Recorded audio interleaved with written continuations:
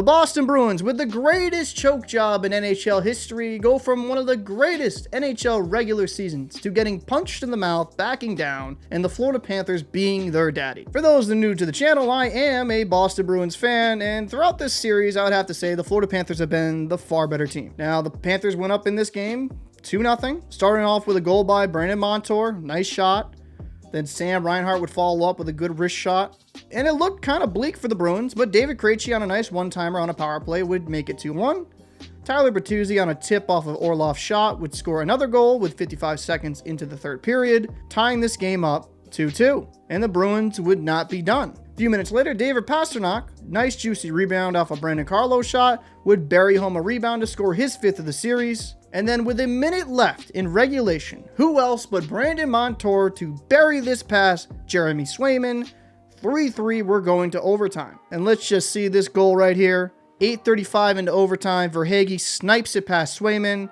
Florida Panthers advance, and the Boston Bruins are out in the first round. Now, we saw this in 2019 with the Tampa Bay Lightning, so it's not completely unprecedented. But I have to admire how well these Florida Panthers played. Matthew Tkachuk, Brandon Montour, Verhaeghe, a lot of their depth players as well played a game that was the kryptonite to the Boston Bruins, and they were the better team. The better team does move on. The Florida Panthers showed the grit that the Bruins just didn't have. When they faced adversity, they didn't quit and they found ways to win. Whereas when the Bruins faced adversity themselves, they backed down and cowered, and the moment was just far too big for them. And now we're going to be seeing a Florida Panthers versus Toronto series. Now, some Leafs fans in my live stream were saying that the Leafs are going to sweep.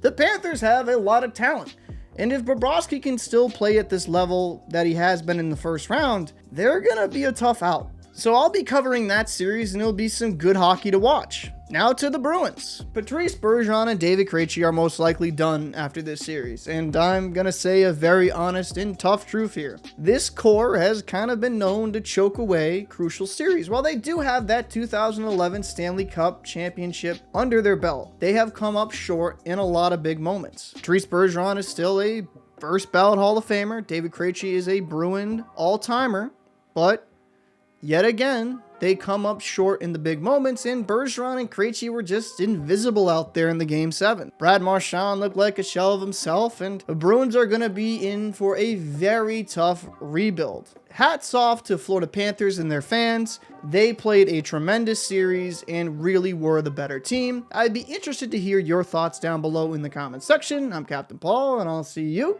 in the next one. But the Panthers are pretty sure they've done it and knocked off the Bruins in overtime in Game 7.